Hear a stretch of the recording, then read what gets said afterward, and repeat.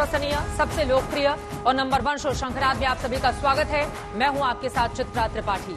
अग्निपथ राहुल गांधी और कांग्रेस के लिए ये किसी अग्निपथ से कम नहीं है, क्योंकि तीसरे दिन भी कांग्रेस नेता राहुल गांधी से ईडी की पूछताछ लगातार जारी है। तीसरे दिन पहले राउंड में राहुल गांधी से 3 घंटे से ज्यादा तक पूछताछ हुई है। लंच के बाद एक बार फिर से राहुल गांधी से पूछताछ की जा रही है। राहुल गांधी से तीसरे दिन भी ईडी की पूछताछ लगातार चल रही है। 4:15 बजे से राहुल गांधी से दूसरे राउंड की आज की पूछताछ हो रही है। ये बड़ी जानकारी निकलकर सामने आई है। राहुल गांधी से तीसरे दिन भी सवाल जवाबों का सिलसिला लगातार जारी है। देरी के पीछे वजह यह बताई जा रही है कि दरअसल कई ऐसे जवाब हैं जो लिखित में राहुल गांधी को वहां पर देना पड़ रहा है और फिर क्रॉस क्वेश्चन किए जा रहे हैं ईडी के अधिकारियों की ओर से। कई तरह के सवालों के साथ लंबी फहरिस्त लेकर ईडी पूछताछ कर रही है। मुनीश पांडे हमारे संवाददाता जुड़ चुके हैं ज्यादा जानकारी के साथ। मुनीश, अभी भी पूछताछ लगातार जारी है। अब तक किस किस सवालों का सामना करना पड़ा है राहुल गांधी को? किस तरह की खबरें आपको ईडी सूत्रों के हवाले से मिल रही हैं? मुनीश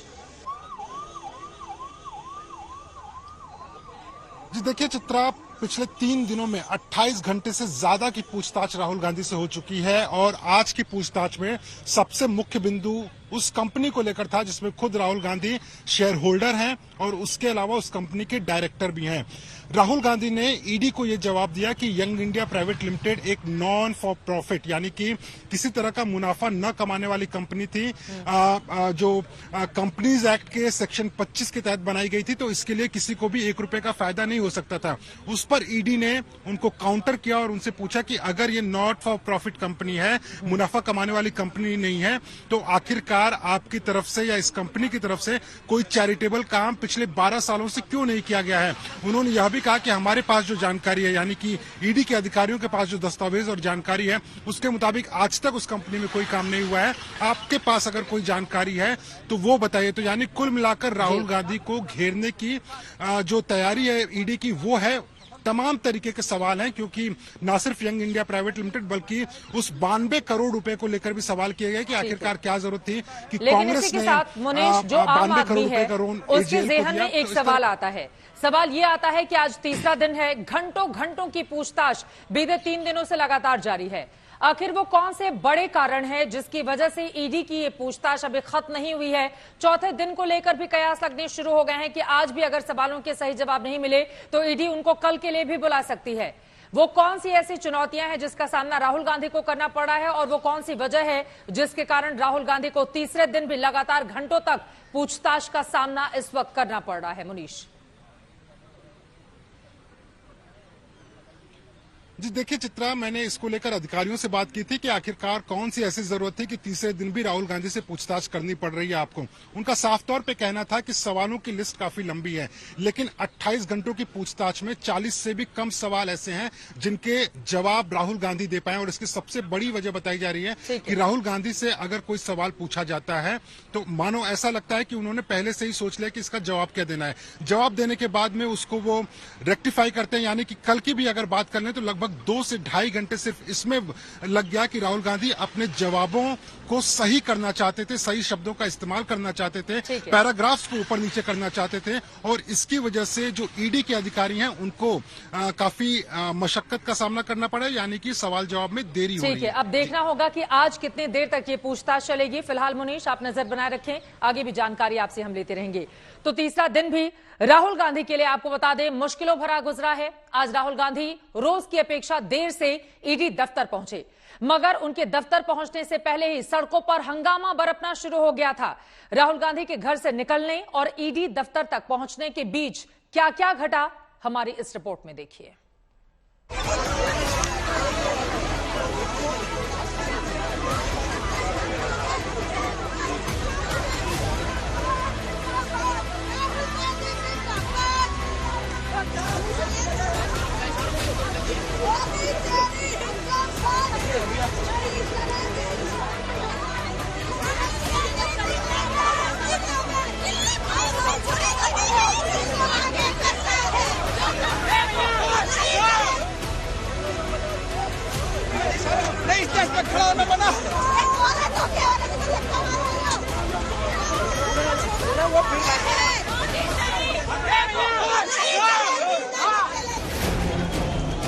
दिल्ली का तापमान बढ़ा हुआ है, सूरज आग बरसा रहा है और बरसती हुई आग के बीच कांग्रेस के कार्यकर्ताओं का गुस्सा धधकता ही जा रहा है, क्योंकि उनके नेता राहुल गांधी पर ईडी का शिकंजा कसा है।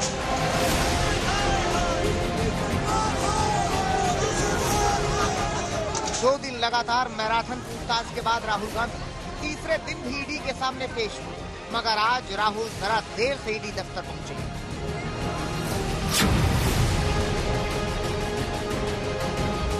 प्रियंका गांधी आज भी राहुल के घर सुबह सुबह ही पहुंच गई। भाई बहन की बातें घंटे भर चली।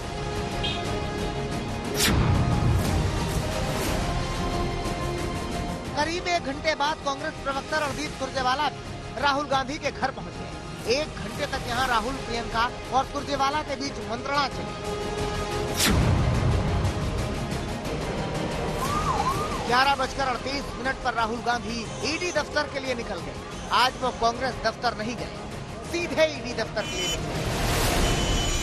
देखिए, राहुल गांधी निकल रहे हैं। मेरे सामने से देख सकते हैं कि प्रियंका और राहुल दोनों एक ही गाड़ी में बैठे हुए हैं और वो सीधा ईडी ऑफिस, ऐसी खबरें आ रही है कि सीधा ईडी ऑफिस जाएंगे और पूछताछ में शामिल होंगे। आज तीसरे राउंड की पूछताछ राहुल गांधी से होनी है। करीब देख सकते हैं कि 11:15 बज गए हैं और अब संभावना बहुत कम है कि वो कांग्रेस मुख्यालय जाएं। लगातार 2 दिन से राहुल गांधी कांग्रेस मुख्यालय जा रहे थे, कार्यकर्ताओं से, पार्टी नेताओं से मिल रहे थे, लेकिन आज बहुत देर से अपने घर से निकले। चंद मिनटों बाद ही राहुल गांधी ईडी दफ्तर में थे। आज भी उन्हें छोड़ने प्रियंका साथ आई थी। राहुल से सवालों का सिलसिला एक बार फिर चला। तीसरे दिन पहले राउंड में 3 घंटे से ज्यादा पूछताछ हुई। राहुल गांधी लंच के लिए बाहर निकल गए, मगर जब तक राहुल ईडी के सामने बैठे रहे तब तक कांग्रेस नेताओं का घमासान जारी रहा। कांग्रेस केंद्र सरकार के खिलाफ जोरदार हमला बोल रही है। मोदी सरकार और मोदी सरकार की पिट्ठू दिल्ली पुलिस अब गुंडागर्दी पर उतर आई है। उन्होंने गुंडागर्दी के और कानून की उल्लंघना के सारे आयाम, सारे नियम तोड़कर रख दिए हैं। वो कांग्रेस के मुख्यालय में, भारतीय राष्ट्रीय कांग्रेस के दफ्तर में जबरन कैसे घुस सकते हैं, कैसे किसी के घर के अंदर जाकर लाठीचार्ज कर सकते हैं। कांग्रेस केंद्र सरकार पर तीखे हमले कर रही है और बीजेपी कांग्रेस पर कर रही है पलटवार। ये क्या बनाना रिपब्लिक बन गया क्या? ये क्या हमारे प्रजातंत्र की कोई कुछ बचे नहीं? प्रजातंत्र की धज्जियां उड़ाती है। प्रजातंत्र की हिंदुस्तान को वो कब्रिस्तान शमशान में तो तब्दील कर चुके हैं। करप्शन के कारखाने में तालाबंदी और लूट के लाट साहबों की नाकाबंदी का हाहाकार और हंगामा है। और कांग्रेस पार्टी जितनी पसीना बहा रही है अपने युवराज को के करप्शन को बचाने के लिए, उससे एक ही चीज दिखाई पड़ती है कि कांग्रेस आज वेंटिलेटर पर है, लेकिन इनके नेताओं का अहंकार, उद्दंडता, अराजकता एक्सीलेटर पर है। ये कहां जाकर गिरेंगे इसका अंदाजा आप आसानी से लगा सकते हैं। किसी को आने नहीं दे रहे हैं, किसी को जाने नहीं दे रहे हैं। यदि कोई है तो उसको घूस के मार रहे हैं। ये तो सीधा लोकतंत्र की हत्या कर रहे हैं। ये बिल्कुल नहीं चाहते, विपक्ष बिल्कुल बर्दाश्त नहीं कर पा रहे हैं। अब ये राजनीतिक लड़ाई नहीं लड़ पा रहे हैं तो सीधा डंडे के जोर पे ये हमको दबाना चाहते हैं। हम डरेंगे नहीं, दबेंगे नहीं। यूपी कांग्रेस के पूर्व अध्यक्ष अजय कुमार लल्लू को देखिए, जो बीच सड़क पर बैठ गए और केंद्र सरकार पर जमकर बिफरे।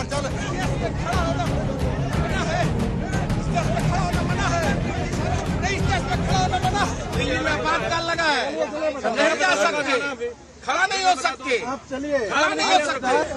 स्टेज पे खड़ा होना मना है, नहीं स्टेज पे खड़ा होना मना है। इस देश में आतंक का राज चलेगा, गुंडा राज चलेगा। कांग्रेस के नेता हंगामा कर रहे हैं और बीजेपी इसी हंगामे को मुद्दा बनाकर कांग्रेस को घेर रही है। जिस प्रकार की हरकतें विगत 3 दिनों से दिखाई पड़ रही हैं और हिंसा की आड़ लेकर भ्रष्टाचार को छुपाने का प्रयास हो रहा है, तो कितनी लघुता, कितना छोटापन नेतृत्व का दिखाई पड़ रहा है। यह साफ दिख जाता है कि गांधी के दौर से सोनिया गांधी जी और राहुल गांधी जी के दौर तक आते आते कांग्रेस कितनी छोटी और कितनी बौनी होती है।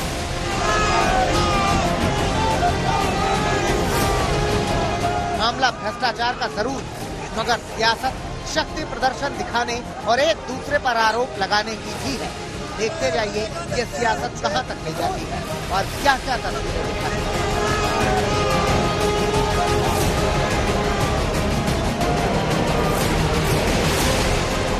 सुप्रिया भारद्वाज, आशुतोष और अशोक सिंघल के साथ मुनीश पांडे, दिल्ली आज तक।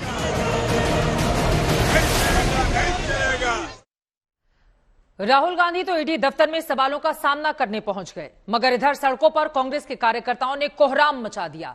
जगह जगह कांग्रेसी कार्यकर्ता पुलिस वालों से भिड़े, कहीं पुलिस ने कार्यकर्ताओं को घसीटकर बसों में बिठाया, तो कहीं कार्यकर्ताओं ने टायर जलाकर रास्ता रोक दिया। कुल मिलाकर जमकर हंगामा मच गया।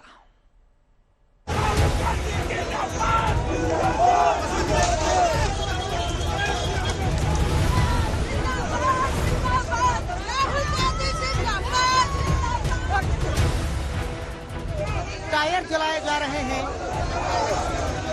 तख्तियां उछाली जा रही हैं, नारे लगाए जा रहे हैं। कांग्रेस के कार्यकर्ता कहीं पुलिस से दो हाथ कर रहे हैं, कहीं पुलिस कांग्रेस कार्यकर्ताओं को सामानों की तरह बसों में ठूस रही है। दिल्ली पुलिस और कांग्रेस के कार्यकर्ताओं में जंग मची है। अब यही तस्वीरें देखिए, कांग्रेस के आक्रोशित कार्यकर्ताओं ने बीच सड़क पर टायर जलाकर रास्ते को रोक दिया। यहाँ पर लॉ एंड ऑर्डर की सिचुएशन मेंटेन करना पुलिस के लिए मुश्किल हो गया है। पहले जो कार्यकर्ता आए थे वो जो बैरिकेड लगा है ईडी दफ्तर के बाहर, वहां पर थे, वहां पर पहले से ही पुलिस फोर्स थे, उन सबको डिटेन करके भेज दिया गया। लेकिन कुछ ऐसे कार्यकर्ता थे जो आसपास के इलाकों में थे, उन्होंने ऐसा लग रहा है कि पहले से ही प्लान करके रखे थे कि अपना संदेश देने के लिए वो इस तरह का कोई कार्रवाई करेंगे ताकि कम से कम जो अटेंशन है उनके ऊपर रहे और संदेश जो है वो ये दे पाए कि आखिरकार वो कहना क्या चाहते हैं, सरकार से अपना गुस्सा कैसे जाहिर करना चाहते हैं। तो ये उनका एक तरीका था। अगर कानूनी रूप से बोला जाए तो तरीका तो बिल्कुल गलत है, कानून के खिलाफ है तरीका। इस तरह से सड़क पे टायर को जलाना न सिर्फ लॉ एंड ऑर्डर सिचुएशन खराब करता है बल्कि ट्रैफिक की यहाँ पर समस्या हो रही है। जो लोग आने जाने वाले हैं उनको मुश्किल हो रही है, वो इस तरह से लेट गए हैं। गर्मी है, टायर जल रहा है, उसकी वजह से गर्मी और बढ़ रही है। वैसे तो दिल्ली पुलिस ने यहाँ कर्रा इंतजाम कर रखा था कि कांग्रेस के कार्यकर्ता यहाँ तक न पहुँचे, मगर बताया जा रहा है कि कुछ कार्यकर्ता पेड़ों की आड़ में छिपे हुए थे। जैसे ही उन्होंने देखा कि पुलिस की मौजूदगी कम हुई, वो हंगामा करने लगे। नए कार्यकर्ता हैं ये, जो पहले डिटेन किए गए थे उनको तो थाने में भेज दिया गया है, लेकिन ये जो नए कार्यकर्ता हैं, ये जो कार्यकर्ता है वो आसपास में ही पेड़ों के नीचे छुपे हुए थे। जैसे ही उन्होंने देखा कि पुलिस वापस बंदोबस्त के लिए चली गई है, वो यहाँ पर पहुंचे। कांग्रेस कार्यकर्ताओं को पुलिस रोक रही, मगर कांग्रेस के कार्यकर्ता मानने के लिए तैयार नहीं। सचिन पायलट को भी उनके समर्थकों के साथ पुलिस ने हिरासत में ले लिया। सिर्फ अपनी पार्टी के कार्यालय में जाना चाह रहे थे। जिस तरह सरकार ने, पुलिस ने सब लोगों को अरेस्ट किया, डिटेन किया, अपने पता नहीं कौन से थाने में लेकर जा रहे हैं। लेकिन ये बड़ा गलत है लोकतंत्र के लिए। अपनी बात रखना चाहते हैं तो कानून हम तोड़ नहीं रहे। अपनी पार्टी के ऑफिस जाने में रोका जा रहा है। इस प्रकार की तानाशाही और रवैया मैं समझता हूँ लोकतंत्र के लिए बहुत बुरा संकेत है। इधर कांग्रेस दफ्तर के पास से रागिनी नायक के नेतृत्व में महिलाओं का एक समूह प्रदर्शन के लिए निकला।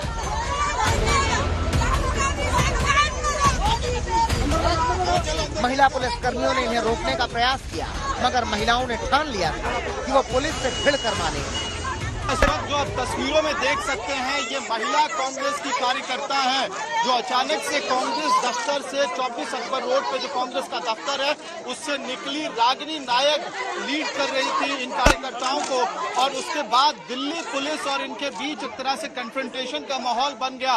और आप देख सकते हैं इन रोप्स को लगा के महिला कांग्रेस कार्यकर्ताओं को यहाँ से आगे बढ़ने से रोका गया है। अब पुलिस उन्हें फिजिकली उठा के एक एक करके सड़क से गाड़ी के अंदर डाल रही है और सड़क के दूसरे छोर पे भी तस्वीरें इसी तरह की है। आप देख सकते हैं कांग्रेस की कार्यकर्ता, महिला कार्यकर्ता सड़क पे लेट गई हैं। उन्हें दिल्ली पुलिस के जो महिला जवान है वो उठाने की, यहाँ से हटाने की कोशिश कर रही है। लगातार आप देख सकते हैं कॉन्फ्रंटेशन जारी है। यहाँ पे दो महिला इस वक्त सड़क से हटने को तैयार नहीं है और दिल्ली पुलिस की महिला पुलिसकर्मी घसीट कर उन्हें रोड से उठाकर ले जाने की कोशिश कर रही है। बहुत देर तक यूं ही बवाल हंगामा मचा रहा। पुलिस के पसीने छूट गए। एक तो भयानक गर्मी, उस पर यह हंगामा। कांग्रेस के मुख्यालय की ठीक बाहर देखने को मिल रही है। इस तरफ हम हमारे वीडियो सहयोगी प्रेम मिश्रा को मैं कहूंगा आपको बस की तस्वीर दिखाए, जिसमें एक एक करके पुलिस अब लिटरली फिजिकली उनको सड़क से, कांग्रेस की महिला कार्यकर्ताओं को सड़क से उठा के बस के अंदर किसी तरीके से इस्तेमाल किया जा रहा है लोगों को रोकने के लिए। एक बार जो है आप लोग कहाँ मार्च करने की कोशिश कर रहे हैं?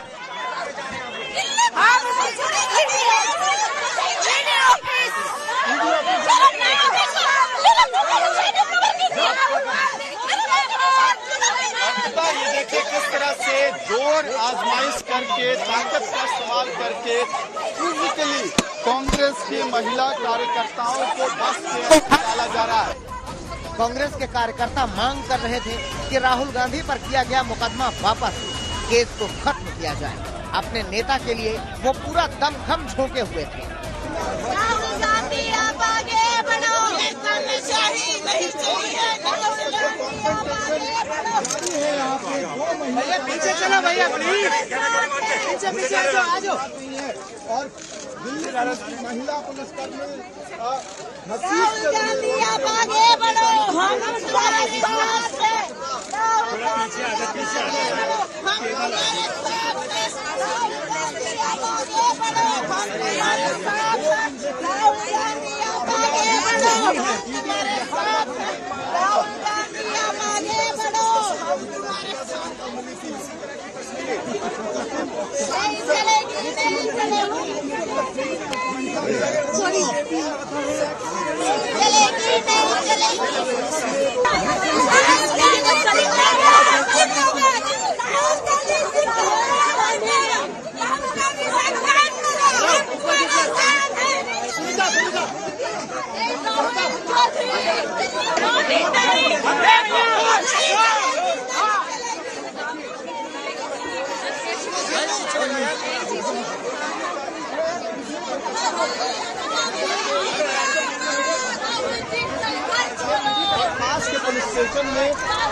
कांग्रेस में ऐसी तस्वीरें बहुत दिन बाद देखने को मिली, जब कांग्रेस का हर छोटा बड़ा कार्यकर्ता, नेता राहुल गांधी के नाम पर एकजुट दिखाई दे रहा है।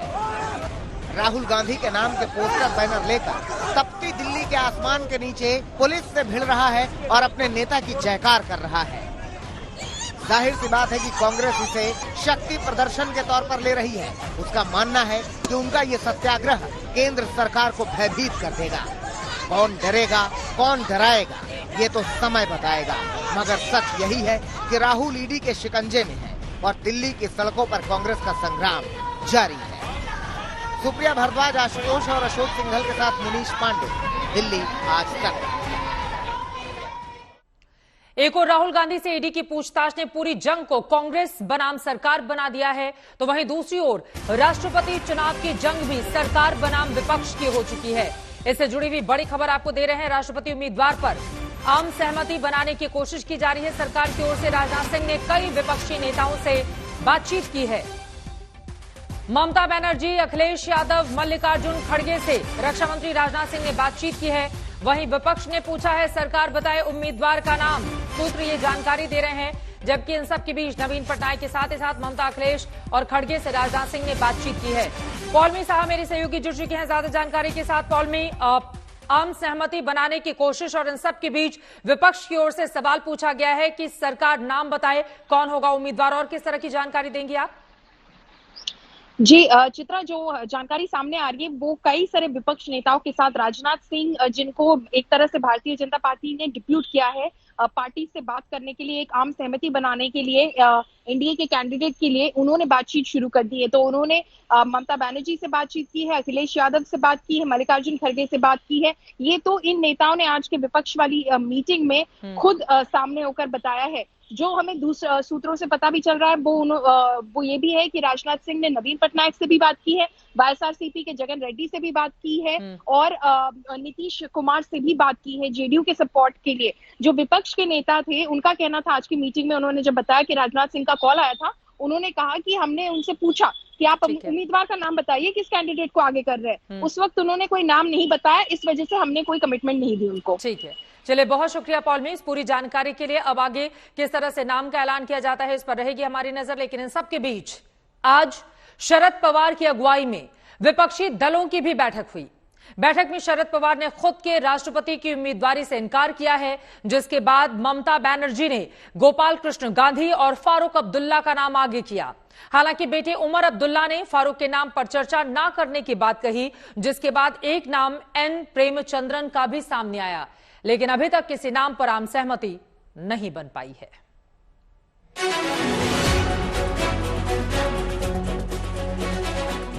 ये तैयारी है मोदी सरकार के खिलाफ घेरेबंदी की। ये तैयारी है विपक्ष के राष्ट्रपति उम्मीदवार पर मुहर लगाने की। लेकिन इस बैठक में ना उम्मीदवार तय हुआ, ना ही किसी चेहरे पर मुहर लगी।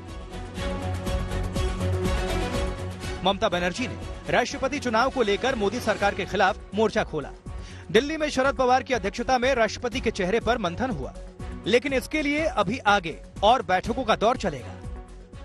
But all we have decided there will be only one consensus candidate. Though I personally, even all the members of the meeting, they unanimously suggested Sharad Pawar's name. Unanimously. If Sharad Pawar is agreed is okay, but he said he is not interested.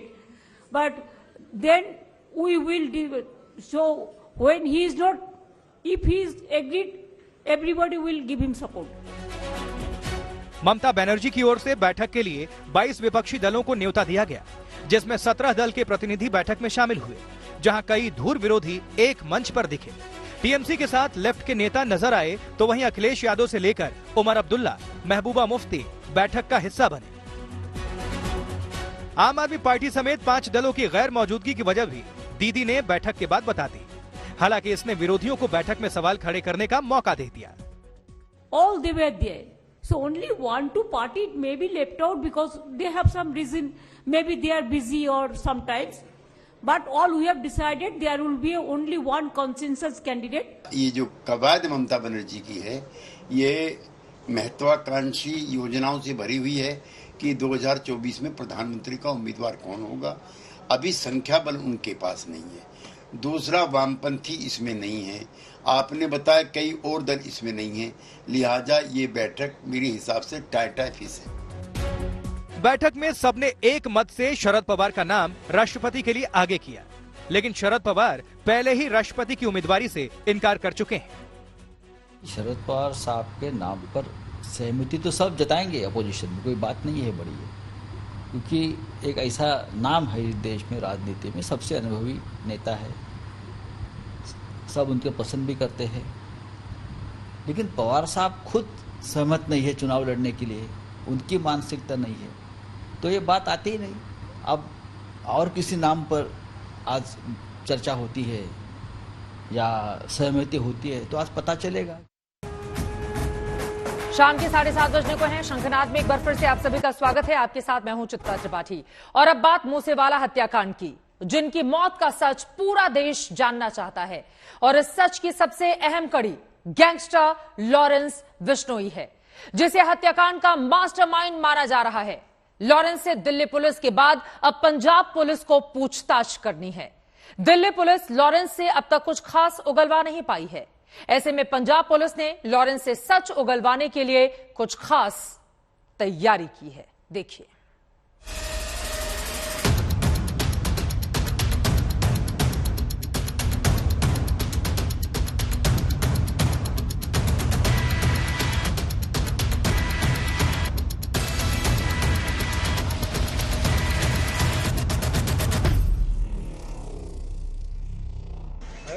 Bishnoi, Salman Khan को आपने धमकी दिलवाई हैं? Sidhu Moosewala मरवाया Bishnoi. Singer Sidhu Moosewala की हत्या के बाद social media पर बढ़ चढ़कर ऐलान करने वाला लॉरेंस बिश्नोई आज तक के सवालों पर खामोश है, लेकिन उसकी घूरती खूंखार आंखें बता रही हैं कि ये सवाल उसे चुभ रहे हैं। ये वो सवाल है जो पिछले 14 दिनों से दिल्ली पुलिस लॉरेंस की जुबान से उगलवाना चाहती है। ये वो सवाल है जिसका जवाब अब पंजाब पुलिस लॉरेंस से चाहती है, क्योंकि इन सवालों में छिपा है सिद्धू मूसेवाला हत्याकांड का सच। इन सवालों में छिपी है एक होनहार सिंगर के मौत की साजिश। 16 दिन बाद अब पंजाब पुलिस राज उगलवाने की तैयारी कर रही है। इन 16 दिनों में सिंगर की हत्या से ताल्लुक रखने वाले कई ऐसे किरदार भी सामने आए जिन्होंने कत्ल से पहले और कत्ल के बाद के किस्सों को तो बयान किया, लेकिन असल में 29 मई को शूट आउट करने के लिए ट्रिगर दबाने वाली उंगलियां किन किन की थी, इनके बारे में जिस शख्स को सब कुछ पता हो सकता है वो कोई और नहीं बल्कि गैंगस्टर लॉरेंस बिश्नोई ही है। पंजाब पुलिस की कोशिश होगी न सिर्फ शूटर्स के बारे में जल्द से जल्द लॉरेंस बिश्नोई से सच निकलवाया जाए, बल्कि ये भी पता लगाया जाए कि गोल्डी बराड़ और लॉरेंस बिश्नोई के अलावा इस कत्ल के पीछे कोई और शामिल तो नहीं था, और क्या सिर्फ विकी के कत्ल का बदला लेना एकमात्र मोटिव था। लॉरेंस बिश्नोई एक शातिर गैंगस्टर है, लॉ की पढ़ाई कर चुका है। ऐसे में उससे सच उगलवाने के लिए पंजाब पुलिस ने खास प्लान तैयार किया है। इसलिए पूछताछ में एसआईटी टीम के अफसरों को शामिल किया गया है। एंटी गैंगस्टर टास्क फोर्स के अधिकारी भी पूछताछ का हिस्सा होंगे। इसके अलावा अलग अलग विंग के अफसर भी लॉरेंस से सवाल जवाब करेंगे। पुलिस के मुताबिक बिश्नोई बेहद शातिर किस्म का कानून की पढ़ाई कर चुका गैंगस्टर है, इसलिए दिल्ली पुलिस की पूछताछ में उसने कुछ खास खुलासे नहीं किए थे और न ही सवालों के जवाब सीधे सीधे दिए थे। लिहाजा पंजाब पुलिस लॉरेंस से पूछताछ के दौरान सच उगलवाने के लिए एक नई रणनीति उसने बनाई है।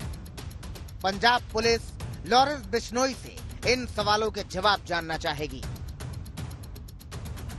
मूसेवाला के पिता ने एफआईआर में लिखवाया लॉरेंस बिश्नोई का नाम, क्यों? असल में सिद्धू मूसेवाला के पिता ने कहा है कि लॉरेंस बिश्नोई ने ही मेरे बेटे की हत्या करवाई। सिद्धू मूसेवाला के पिता ने एफआईआर भी नामजद दर्ज करवाई है। पंजाब पुलिस, दिल्ली पुलिस और महाराष्ट्र पुलिस की जांच में तुम्हें यानी लॉरेंस बिश्नोई को सिद्धू की हत्या का मास्टरमाइंड बताया जा रहा है। तुम्हारा क्या कहना है? तुमने तिहाड़ जेल में दिल्ली पुलिस की पूछताछ में कहा है कि सिद्धू की हत्या तुमने करवाई। तुमने हत्या क्यों करवाई? दिल्ली पुलिस ने अप्रैल में शाहरुख को गिरफ्तार किया था। शाहरुख पंजाब में सिद्धू की रेकी कर रहा था, सिद्धू को मारने वाला था। उसने भी पूछताछ में तुम्हारा और गोल्डी का नाम लिया था। क्या शाहरुख को तुमने टास्क दिया था? दिल्ली के गैंगस्टर शाहरुख से कैसे तुम्हारी पहचान हुई? सिद्धू मूसेवाला को गोली मारने वाले शूटर कौन कौन थे और वो शूटर कहां के रहने वाले हैं और उन्हें कौन लेकर आया?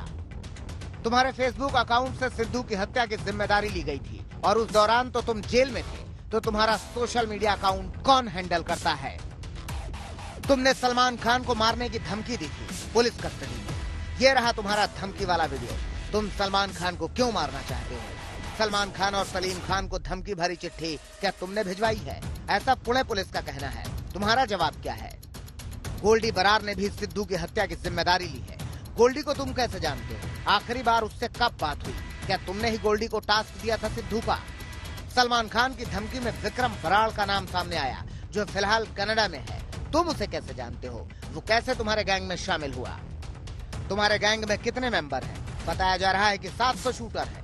ये भी जांच में सामने आया है कि तुमने पंजाब, हरियाणा, दिल्ली और राजस्थान के गैंगस्टर को अपने साथ मिला लिया है। क्या ये सच है? लॉरेंस बिश्नोई को 7 दिन की कस्टडी में आपके पास रखा गया है। किस तरह की उसकी सिक्योरिटी है अभी?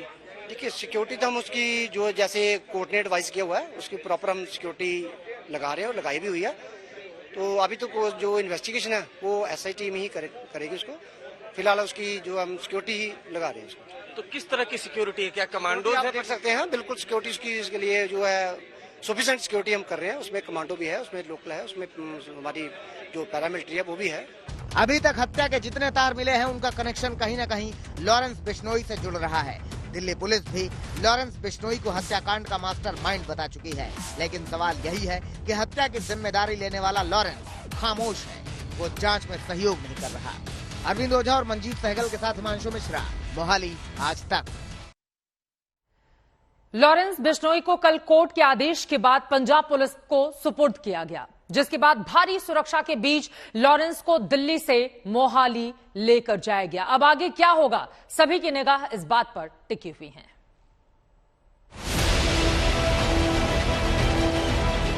दो बुलेट प्रूफ गाड़ी, 50 जवान, 20 अधिकारी, आधुनिक हथियारों से लैस सुरक्षा बल। ये वीवीआईपी सुरक्षा मिली है गैंगस्टर लॉरेंस बिश्नोई को।